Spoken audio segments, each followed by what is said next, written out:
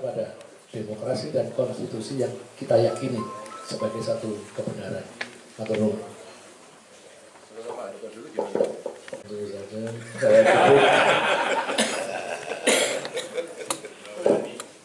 Oke, yuk.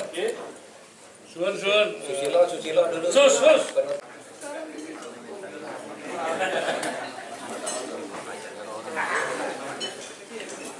Sus semangat.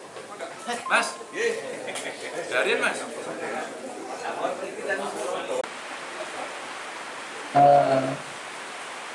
Saya hari Jumat 3 hari yang lalu bertemu dengan 16 tokoh masyarakat bersama Bu Mega dan Pak Hasto. Itu forumnya pada masyarakat itu ada beberapa profesor, kemudian ada tokoh-tokoh gerakan anti korupsi. Nah, salah satu yang menarik saya itu apa yang dikemukakan oleh Prof. Sulistiawati yang mewakili 16 orang itu, yang mungkin menjadi jawaban bagi pertanyaan-pertanyaan kita. Jadi Prof. Sulistiawati waktu itu berbicara sedih karena Indonesia ini porak-poranda.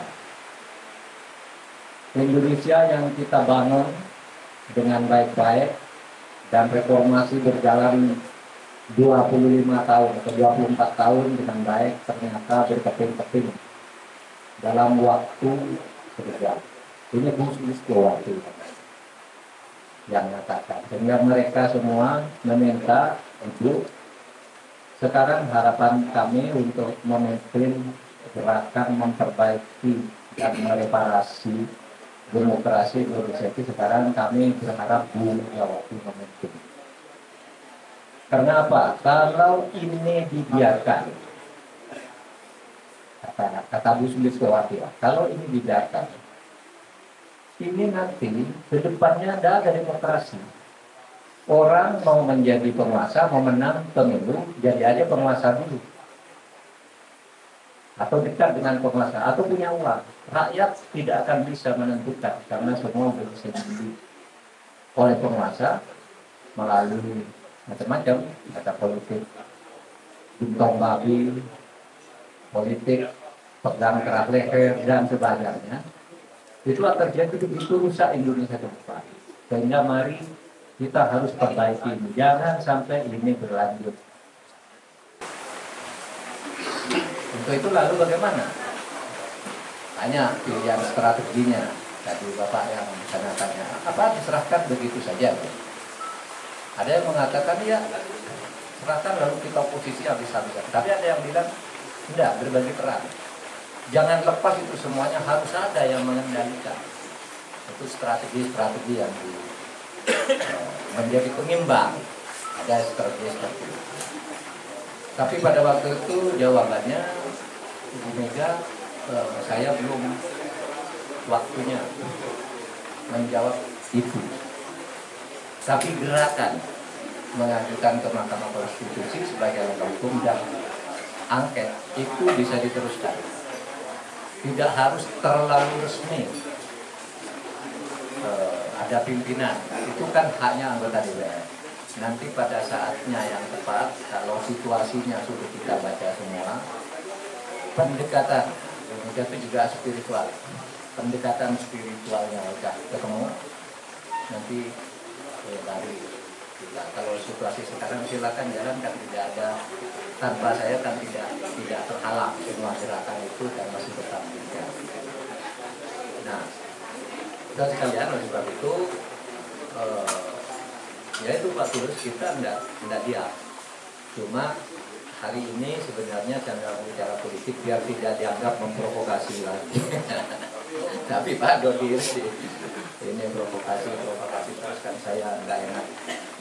Karena posisi saya itu posisi sebagai prinsipal. Kalau dalam hukum itu saya dan Pak Ganjar kan prinsipal. bicara apapun, kalau dari pihak yang tidak suka dikatakan iyalah tidak kepentingan untuk tidak. Makanya saya lebih banyak diam kalau urusan yang itu sebelum nanti berjalan secara resmi di Mahkamah Konstitusi dan di DPR. Analisis tentang DPR dan Mahkamah Konstitusi tadi sudah saya sampaikan dalam pembicaraan bertiga tempat ini, itu ceritanya panjang, tidak perlu disampaikan itu.